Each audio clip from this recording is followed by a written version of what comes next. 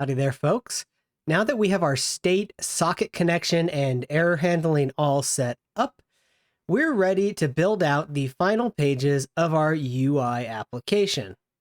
Right now, we have a little placeholder page here with the title Waiting Room for nominating our poll responses.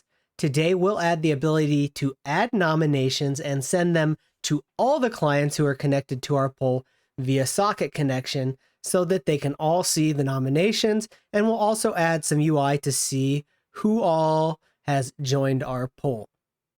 As a reminder, you can always go to my Jacob SN Goodwin /Ranker course repository to follow along with the course. Today's tutorial is 23, so if you want to get the code with the state at the end of the last tutorial, you can clone or dgit 22 here, and there are some instructions in getting started. Before going too far, I will note that I ran our application with npm run start, and that's what you see in this console. And I also started up Storybook with npm run storybook, which shows some of the components that we've created or that I have pre-created so that we don't have to go over building a ton of UI in this course. Before adding all of the UI, there's a handful of things we need to do with our state. We need to provide some actions to our state, which is in the client source state folder. These actions in turn will emit socket events, which we haven't done yet. And this will be pretty straightforward, and you'll see how it works. We're going to add, I think, a total of 5 new actions here. So let's go down to maybe just above where we add the WebSocket error and add some new events. Or maybe actions that send events. So the first one will be for any old user to send a nomination. So if the poll's topic is where should we eat, they might say McDonald's. And to emit an event, you can use the state.socket. And the reason I have a question mark is because the socket could be null if the poll hasn't been initialized. This shouldn't happen, but we use it to be safe. The name of the event is the first argument, and the data payload that we want to send is the text. And so the text will be passed to the function and then sent in the payload of our socket.io event. Now you may want to recall that this socket is actually pointing to a namespace. If we go to socket.io.typescript, I have a little connection here, and you can see that I connect to a specific URL and then slash, and then use the environment variable called polls namespace. Next, we're going to give each participant the ability to leave the poll and then go back to the home screen. To do this, we'll update a start over action that we already created, and we'll make it a little more detailed. So let me close this terminal. We have a little more space. And here in our actions, I have start over, and I'm just going to cut this and move it down beneath our other actions. And actually, I'm going to copy and paste in a different start over underneath nominate event. So in this case, we're going to call another action, which we've yet to define, called reset. Then we're going to remove the access token from local storage and send the user to the welcome page, meaning the home page. But what does reset do? This is just going to clear all of our state, and there may be a better way to do this, but I'm sort of brute force disconnecting the socket, setting our poll to undefined, as well as our access token, setting not loading, setting our token to undefined, our socket itself to undefined after we've disconnected, and clearing any WebSocket errors. I also want to give admins the ability to remove a nomination. Say some weirdo joins your poll and they enter something vulgar. So this nomination will be called remove nomination, and it will accept the nomination's ID, and then we will emit the remove nomination event with the ID in the object. Now you could just also pass this ID without an object payload, but I like to do it this way. And then I want to add one other admin. Actually, I want to add 2 more admin events. The next one is to remove a participant. It's very similar to the one above, except that we'll use the remove participant event. And then I want to give the admin also the ability to start the voting, meaning that everyone is nominated, or at least to the admin's satisfaction, and they can emit an event called start vote, and it has no payload. We'll come back to this state, but I want to add some of the basic UI now in that waiting room page. So let's double click this baby. And right now, all it does is it initializes the socket. So once a user joins the poll, we send them to this waiting room. And then when they arrive on this waiting room, we initialize the socket, and you can see the empty array dependency here. So this will run when the component mounts. So we're going to add a lot of state here. I'm going to use a lot of use state. You might consider using a reducer or something, but I'm fine with use state for this application. And we're also going to make use of a special hook. All right, so I'm going to copy and paste this and do some imports. So first, we're going to have a little feature where the admin or someone who joins the poll can click a little button that will copy the game code. Then they could like text it to their friends so that they can join the poll. I think I just said game, but I meant poll. And this little hook is cool, and it comes from the React use library, which I previously installed when building out this application. And then we'll import use state from React. And we're good to go, except that none of these are used yet. And then I also want to make sure that we use a current snapshot of our state. And we'll use the use snapshot. And that's from valtio, of course. And the state should be from ... state. There we go. Next, I want to add a couple of methods. And the first one is going to be a little method to open a modal to confirm that, hey, are you sure you want to remove a participant? Remember that I'm going to give the admin the ability to remove a participant. And so to confirm that, we'll set a confirmation message. And so it will say, hey, do you want to remove the current state.poll participants ID? So this poll.participants is a map of a participant's ID to their name. So if you say remove this, then you're going to give their name, and it'll ask if you want to remove them from the poll.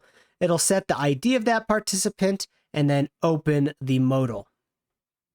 And that's what the set is confirmation open is.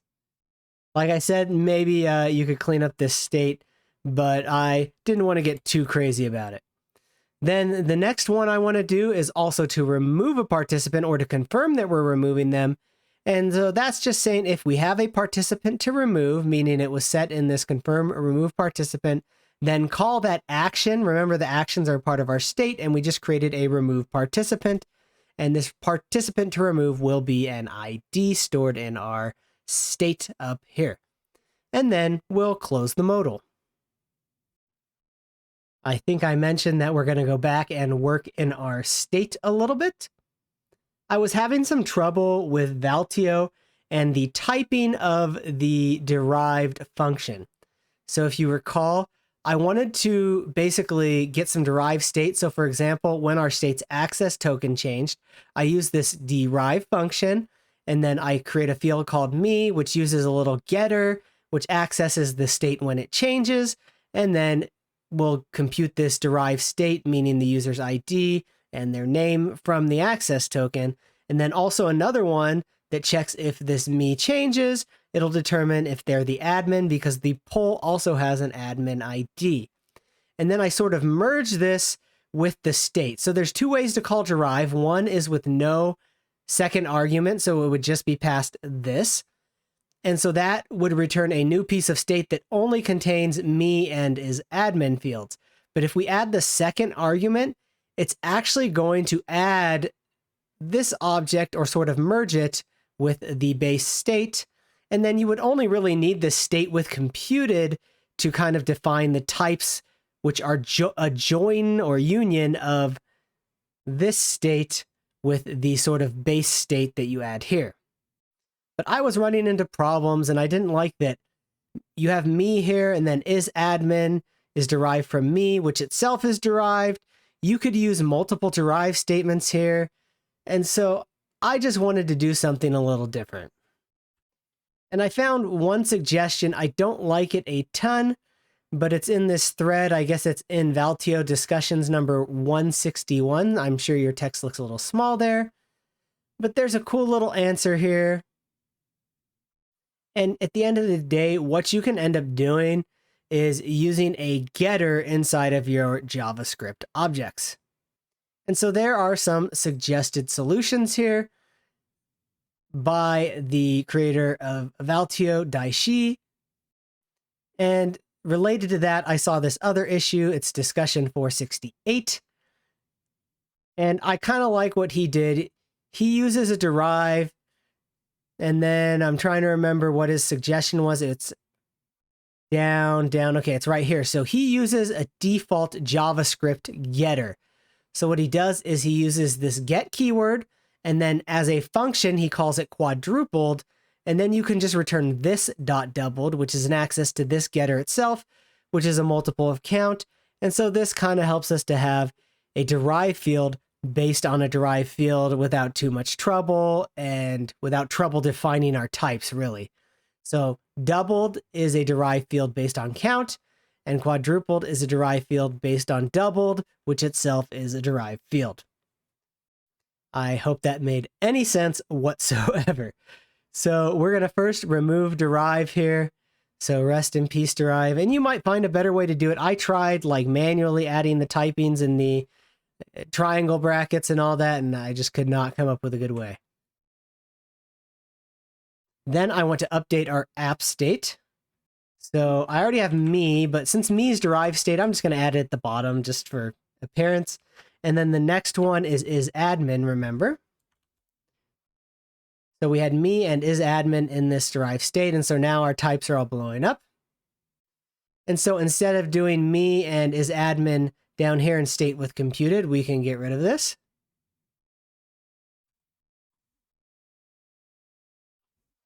And then in the state itself, I'll define those getters for me and is admin. Now the syntax is a little bit different here. And also one other thing that you'll notice is that this is erroring out. So it says access token does not exist on this. And that's because of how I'm defining the type here. I do state is of type app state, but to help the proxy out, we'll actually add app state in angle brackets here. And so now that this getter knows that we have an access token on the state, and then it's a string or undefined, as is in the type.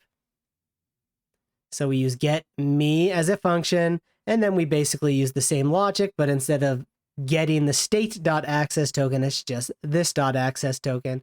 And then we'll do something similar for is admin. So you may want to pause the screen and copy this code. Now, because of this, I think we still have some red squiggly lines somewhere, and it's probably because we were exporting that state with computed, which merged the base state and the computed fields, but we don't have that anymore, so we can just export the state directly. And hopefully with that, if I hit Command J, let's see, all of our problems are just warnings for unused variables. Let's now add 3 more derived properties that I think will help with our UI. I previously added these to the waiting room component, but I kind of like them in our app state. So let's go back to the app state, and we'll add a nomination count, which is a number, the number of participants in the poll, and if the vote can be started. Now, this can start vote basically just means that the total number of nominations is greater than the amount of votes each voter gets. So if each voter gets 3 votes, there need to be at least 3 things nominated. Let's go add these at the bottom of our state. So the first is participant count, and then we'll just get the poll's participants object and get the length of the keys. And if there is no object, we'll just use an empty object, and so .length will be 0. We do something similar for the poll nominations. And then to determine can start votes, we get the votes per voter. Again, the poll could be null, and if that's the case, we'll just set it to an obscenely high number. There's probably a more exact way to do this. In our poll, the most votes per voter that can happen is actually 5. So yeah, whatever. And then we'll return if the nominations count, meaning the number of nominations submitted by various participants is greater than the votes per voter, then we can start the poll. All right, let's actually add some markup. So notice that our main outer div body is a flex column that is justifying space between the columns. And we're going to end up adding some stuff that doesn't belong in this main div. So I'm going to wrap it inside of a fragment. So our first row in this column will be the following.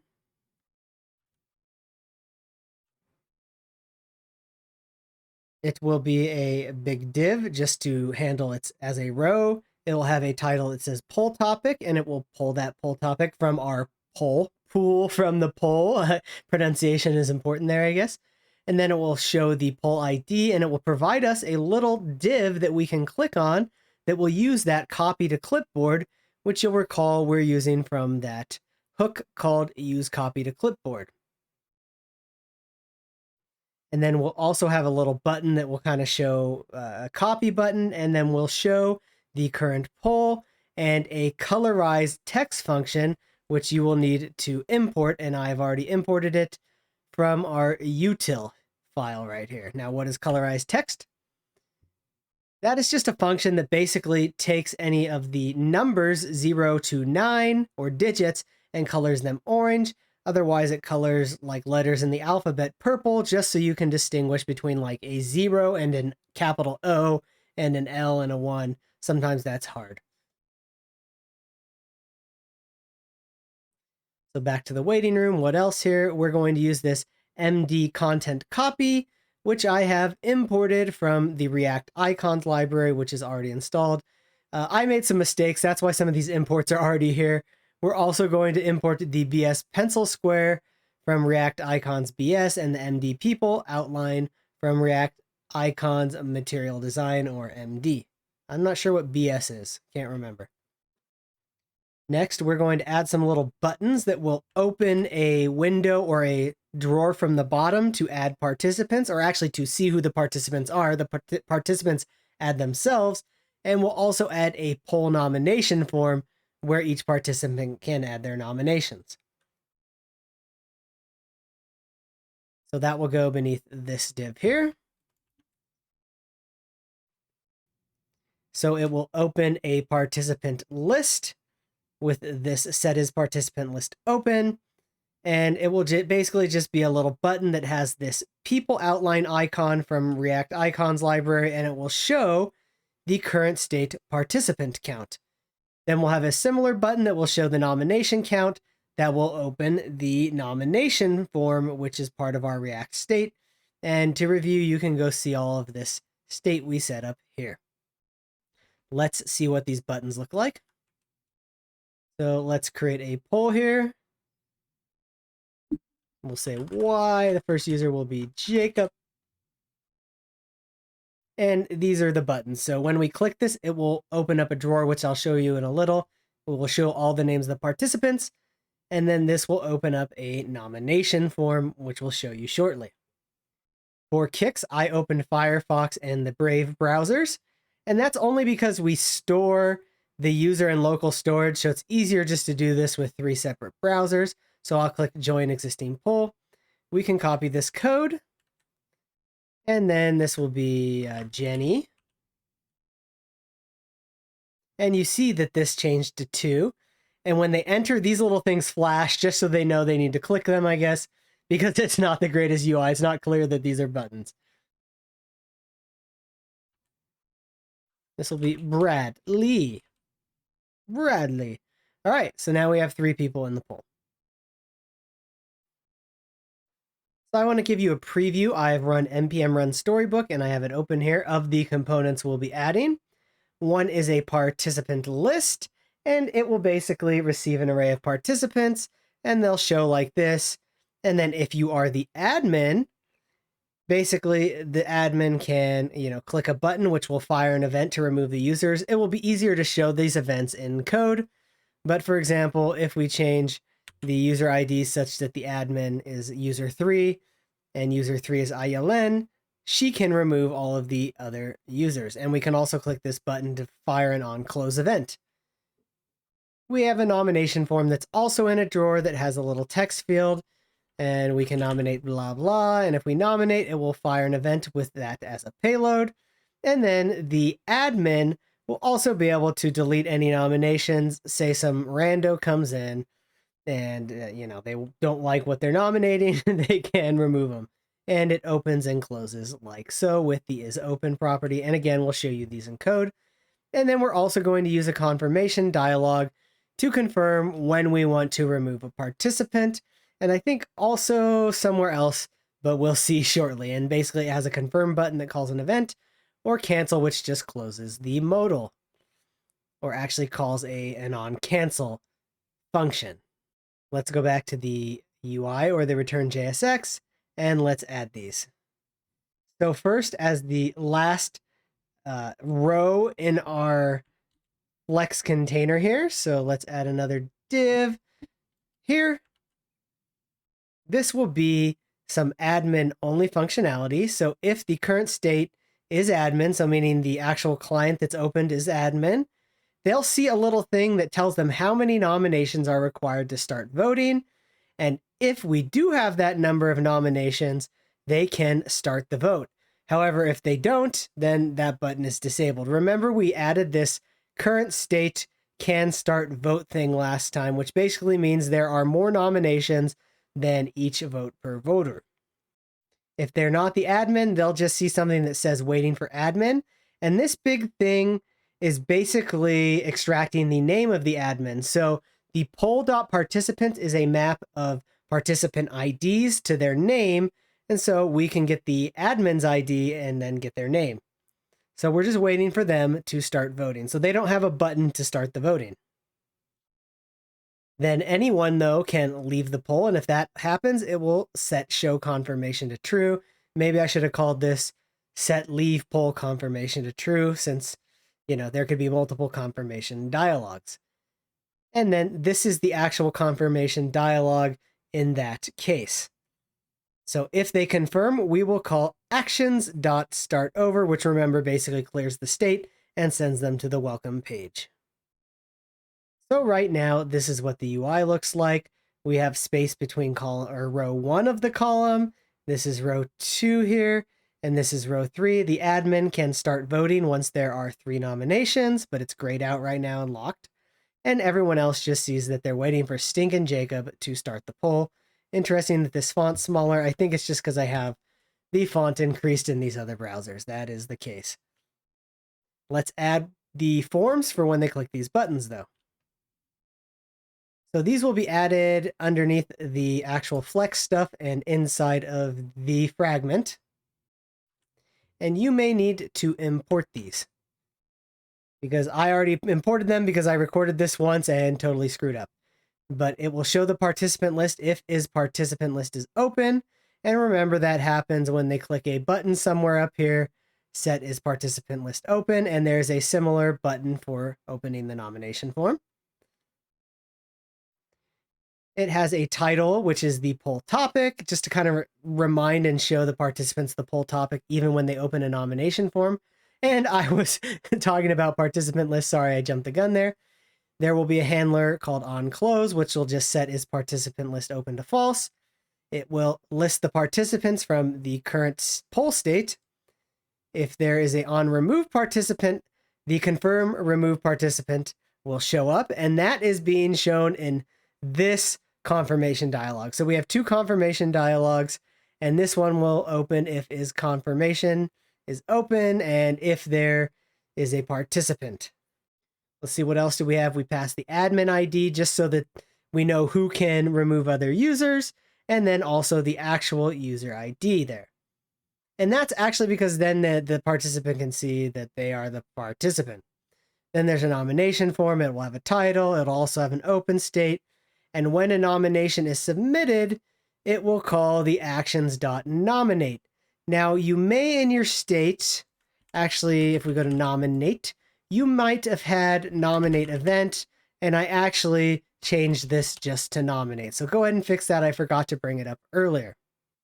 And so that will just send the text to the actual action handler, and then we'll actually clear this nomination when they're submitted. On remove nomination is something that the admin can do, and that will call the remove nomination action. But again, we pass is admin so that other users can't do that. So notice that I also have two confirmation dialogues, one that's for removing the participant. And then if I scroll up here, there is one inside that is to remove yourself from the poll.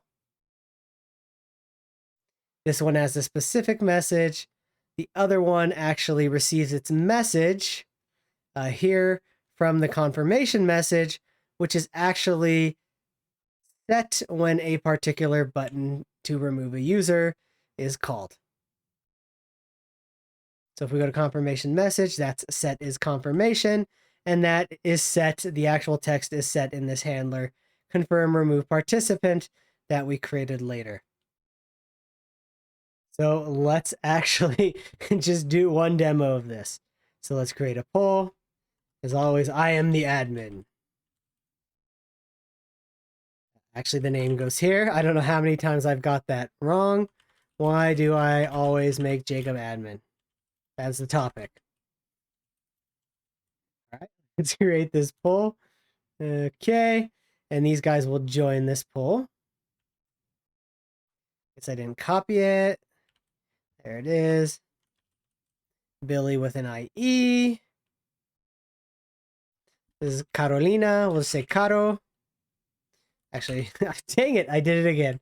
All right, join. And then you can each open this participant poll. And I should have actually shown this when they were joining because these will pop up. And notice that Jacob can kick people out. And if they confirm, oh, this person is now not in the poll. However, they were not actually kicked out here, so we'll actually handle that later. It only removed their name, even though they're not in the poll. So let's confirm this, and let's actually join it again. This was Billy. So we need to make sure they're actually removed from the poll. And then let's handle the nomination. So let's all open all of their nomination windows right now. And it's a little drawer like this. And why do I always make Jacob admin? Jacob is arrogant.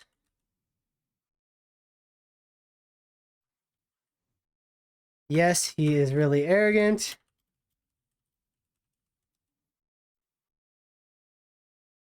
What an arrogant punk.